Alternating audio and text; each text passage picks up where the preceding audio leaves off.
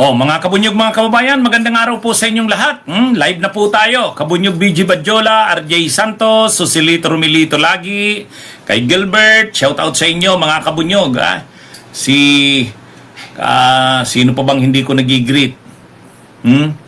Ayan, sa mga viewers natin, mga kabunyog, si Hanilet Abansinya, yung nakikita nyo sa picture, alam naman natin yan yung pangasalawang asawa ni Duterte. Ang unang pangasawa ni Duterte si Elizabeth Zimmerman, yung ina yan nila Sara, Pulong at Baste.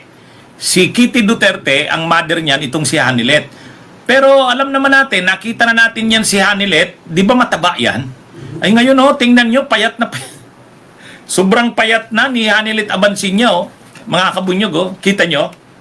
Ayan matagal na nawala sa sa eksena itong sa Hanilet kasi hindi na ito nakadalaw. Pinagbawalan na yan na dumalaw doon sa dahig sa ICC.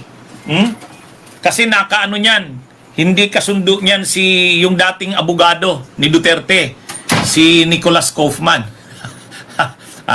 Nag-away yung dalawa.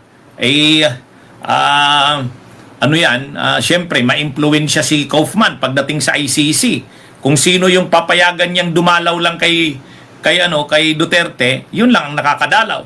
Kaya sa loob halos ng isang taon, hindi nakadalaw yan si Hanilet Abansinya. Pero ngayon, dahil nagpalit na ng abogado si Duterte, may bago ng abogado, hindi na si Kaufman, mukhang kasundo na nito ni Hanilet Abansinya. Ayan, pinayagan na si Hanilet na makapasok uli sa ICC. Pero yun na nga, nang matagal yang hindi nakita, hindi na i-interview kasi dahil binawalan nga Binawalan yan si Hanilet. Ito kasing si Hanilet, alam nyo, may mga grupo-grupo diyan sa loob ng Duterte. Si Hanilet, kakampi nila Harry Roque at sa kanila ni Maharlika. Sila yung magkakadikit nung si Kaufman kasi ang lawyer ni Duterte, hindi kasundo ni Harry Roque yun itong si Hanilet kumukuha ng ibang opinyon sa ibang mga lawyers, lalo kila Harry Roque. Hindi siyempre gusto ni Kaufman yon. Kasi ang gusto ni Kaufman, pag siya yung lawyer ni Duterte, siya yung masusunod. Itong si Hanilet taklesa rin. Kung ano man ang ginagawa ni Kaufman, humihingi siya ng opinyon sa ibang mga abogado, lalo na kila Roque. Si Roque hindi kasundo ni Kaufman. Kaya, ang nangyari ngayon, nakuna ng butas ni Kaufman si Hanilet. Habang may mga violation si Hanilet sa rules ng ICC. Halimbawa, dinidiscuss niya yung ng kaso sa labas na hindi pwede yan. So, pinagbawalan si Hanilet na pumasok sa ICC. Hindi na siya nakadalaw. Kagagawa ni Kaufman yon. Pero ngayon, dahil nagpalit na nga, nakabalik na si Hanilet, nakadalaw na. Kaya lang, sobrang payat na. Sobrang payat na. Siguro, nagda-diet ito. At saka, rin siguro ito, sobrang na-stress na sa problema kay Duterte. Siyempre, hindi makapaniwala sila niyan. Hindi makapaniwala yan si Hanilet na mangyayari sa kanila yan. Sa matagal na panahon, mayor si Duterte ng Davao, congressman ng Davao. Ang mga Duterte, hari ng Davao, kaharian nila ang Davao. Siyempre yan si Hanilet, nasanay siya na makapangyarihan sila. Tapos naging presidente pa si Duterte mula 2016 to 2022. Ang nasa Malacanang nung panahon ni Duterte ay si Hanilet. Hindi naman yung pamilya ni Duterte sa unang asawa ang makapangyarihan sa Malacanang noon. Ang makapangyarihan sa Malacanang noon si Hanilet Abansinya. Kasama sila Bato, sila Panelo, sila Bongo. Sila ang magkakasama doon sa Malacanang nung presidente si Duterte. Ngayon, siyempre ang iniisip ni Hanilet, makapangyarihan sila. Kahit pangalawang asawa lang siya ni Duterte, makapangyarihan ang Duterte. Bigla nadala doon sa dahig sa ICC parang nabago bigla ang buhay ni Hanilit Abansinya. Tapos, nung una, nandun siya sa ICC, sa Dahig, nakakadalaw siya kay Duterte. Tapos, nung bandang huli, pinagbawalan pa siya. O, syempre, siya nun. Demoralize siya nun. Syempre, nai-stress siya nun. Sobrang nai-stress syempre si Hanilit nun. Kasi, halos 1 taon siya, hindi pinayagan makapasok sa kulungan ni Duterte.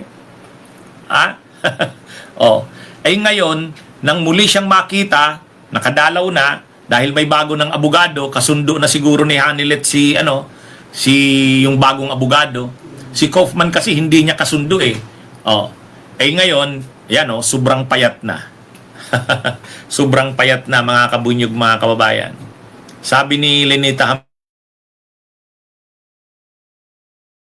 aming pera yan, siyempre kasama na dyan yung mga kinurakot ng mga Duterte, pero naano na rin yan. Malaki na rin ang nagagastos ng mga Duterte dyan sa Dahig. Yung bayad lang sa mga abogado, matindi yan. Matindi yan. Mas mahal daw ang bayad dito sa bagong abogado kaysa dun kay Kaufman eh.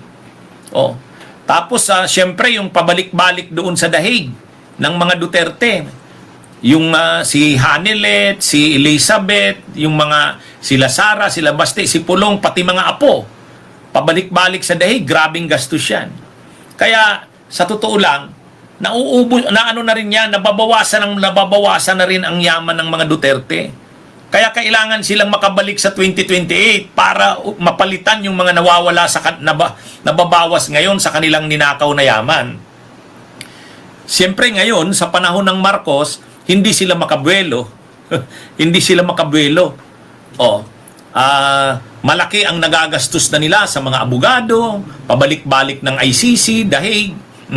Kaya ang dito, mga kabunyog, nararamdaman na sigurado ng Duterte yan. Kahit sabihin pa nating napakayaman nila, hindi naman yan tulad ng mga Razon, yung mga malalaking negosyante, mga mga Gukong Wei. Kung gumagastos man sila, napapalitan kasi may negosyo. Ngayon, ang negosyo ng Duterte, gobyerno eh. Hindi naman ganun kalaki ang kikitain nila sa Davao. Hindi tulad yan nung panahong presidente si Digong. Kaya yan, mga kabunyog, nababawasan na yan. Nababawasan na yan. Kaya din siguro pumapayat na yan si Hanilet. Siyempre, ayaw nilang nababawasan yung ninakaw nilang yaman. Kaya lang, wala silang magagawa. Alangan namang hindi nila ipaglaban si Digong.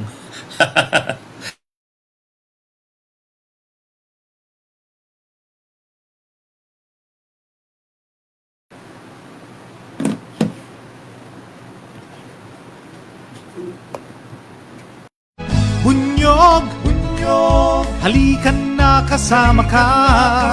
Bunyog, kapag buklod ay may pag-asa. Luzon, Visayas, Mindanao, isa ang pananaw. Sa bagong Pilipinas ang bunyog isisigaw. Bunyog.